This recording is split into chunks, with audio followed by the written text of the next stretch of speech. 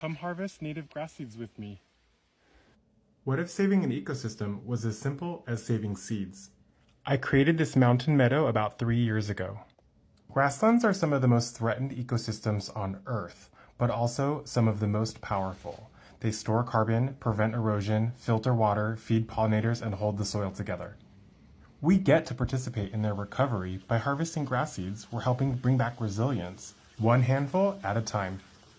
It's easy and it's free. Come gather seeds with me. So this is purple needlegrass. It's California's state grass. When it was in full bloom, these beautiful flowers or seed heads would have been purple, and they're so-called needle because they have these really fine little pokies. And these are the seeds.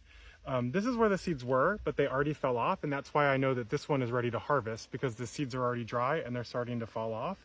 And if you shake it, you'll see, well, it didn't do it, but they'll fall off really easily. See here, they just pulled right off. So that indicates that it's ready. And before they all fall off and I lose them to the ground or to the birds, now's the time to harvest them. So the easiest way I have found is to use a paper bag and harvest them into a bag. As I just tried to demonstrate, they often fall off really sensitively. These ones aren't really doing it just yet, but a lot of grasses, if you disturb them at all, the seed heads fall off. So you want to be really slow and gentle and careful, and use a wide mouth receptacle. I've seen people use Rubbermaid big garbage cans or 5-gallon buckets, anything with a wide mouth where you can kind of cut the flower head, the seed heads, and just drop them in without disturbing them very much. So I'm gonna go around and cut off the flower heads and get the seeds into the bag. That's number one.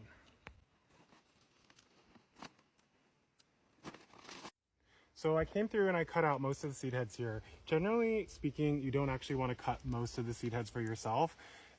If you're harvesting, especially if it's not your own land, you probably want to take less than 10%, but because I'm actually propagating these to return back to the land and I don't want all the birds to eat them this first year, ultimately I'll have plenty for the birds. But this year, first year, I'm being greedy and I'm harvesting most of the seed heads. One thing that I did was I left the old flower spikes pretty tall. These are about 18 inches. I might want them to be closer to 12 inches so they're a little bit more discreet.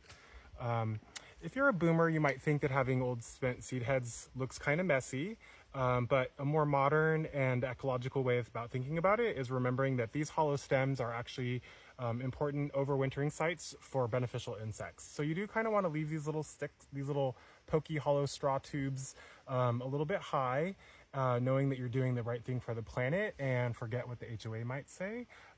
This is still a beautifully maintained plant, if you ask me. Now that we got the seed heads in the bag, we're going to want to do what's referred to as threshing, which is basically the act of manually breaking up to release the flowers from the seed heads. So I'm just going to macerate it as best I can, shaking and gripping. There are fancy machines that you can use for this, but since I'm just doing a small amount, this will be plenty. Most of them have released already, and the ones that are not going to release are not mature enough. So I'm just going to dispose of these pieces of straw by green mulching them and just leaving them where I got them from as mulch to recycle into the soil.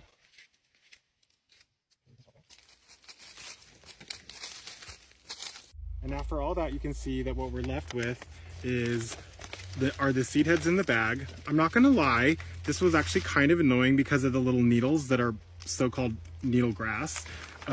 So the seeds are at the bottom, and we're left with a lot of this waste material that may or may not have seeds in it, which I'm gonna have to actually pick through a little later to make sure that the seed heads have separated. But that's basically how it's done. Not bad considering I started with 12 plants. Super sure and label it. This is purple needlegrass. I've even bought grasses grown from a native nursery. Then they did a bad job labeling and they sold stuff on accident that wasn't exactly what they thought it was. Here's our haul for the day, purple needlegrass. Here's a really cute fine fescue. This one I'm really excited about. It's a blue form of California fescue. The seedlings may or may not be true to the blue form, but we will see. And this is the regular form of California fescue. They can be stored until they're ready to be planted in the fall, but you do want to do curing process, which is basically leaving them out to dry in the sun so that they don't get moldy from sitting in the jars damp. I placed these in a sunny spot with the lids slightly ajar. I linked another video on replacing urban lawns with meadows. And that's why I hope you